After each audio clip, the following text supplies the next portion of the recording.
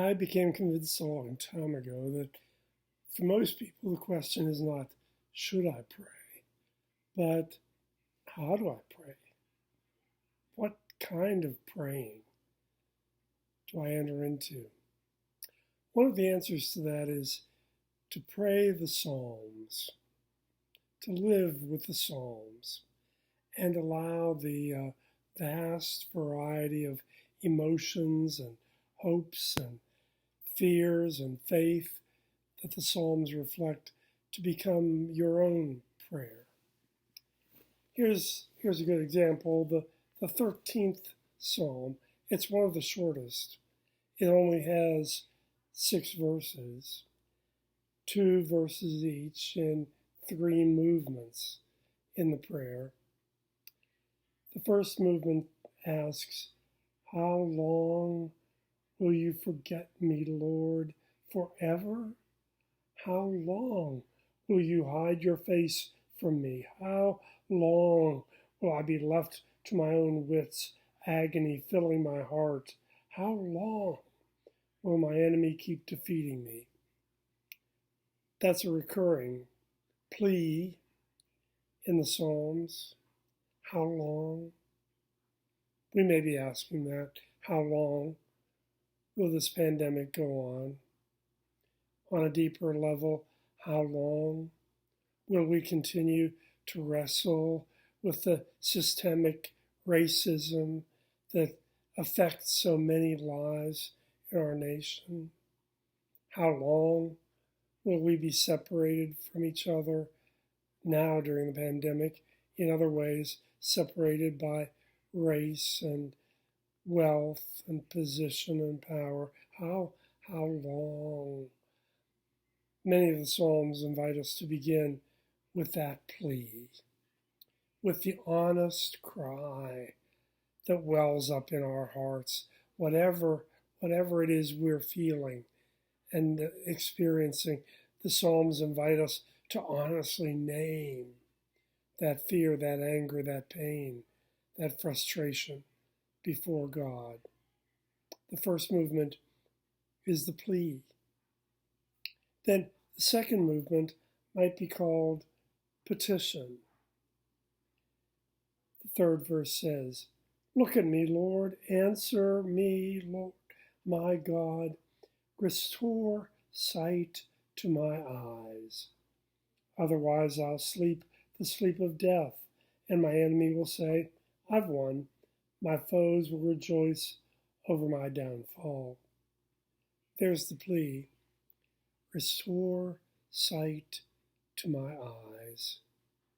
Take away the fog, the veil that keeps me from seeing clearly.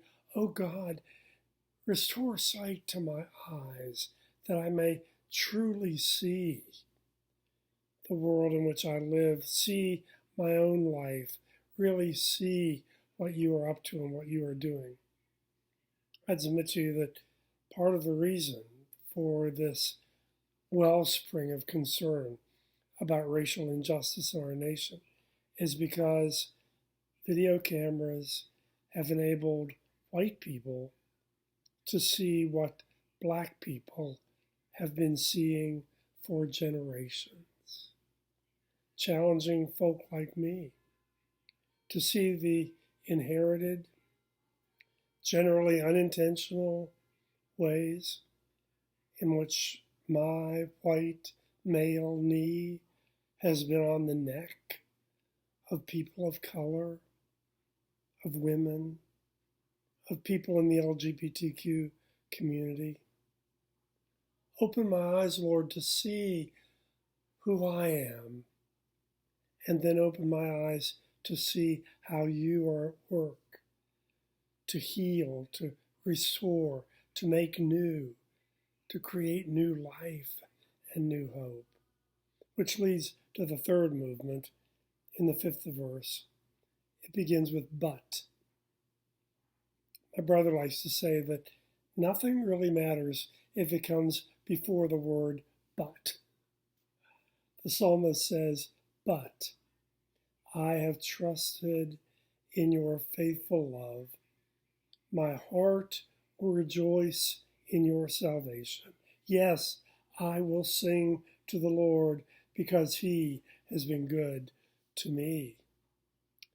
The prayer that begins with a plea, that lifts up a petition, now turns to praise.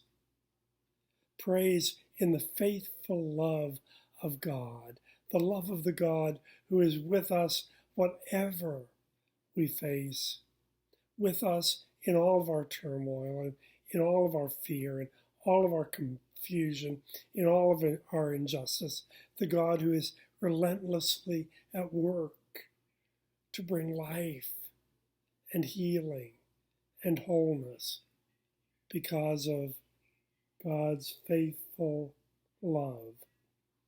And so the prayer ends with the song, I will sing to the Lord because he's been good to me.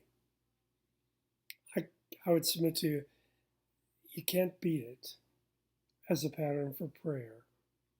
Psalm 13. Begin with the plea, with whatever you genuinely feel in your heart. Turn to the petition, praying that God will give clear sight to our eyes, and trust that you will be able to move toward praise in the faithful love of God that is without end. Praise be to God.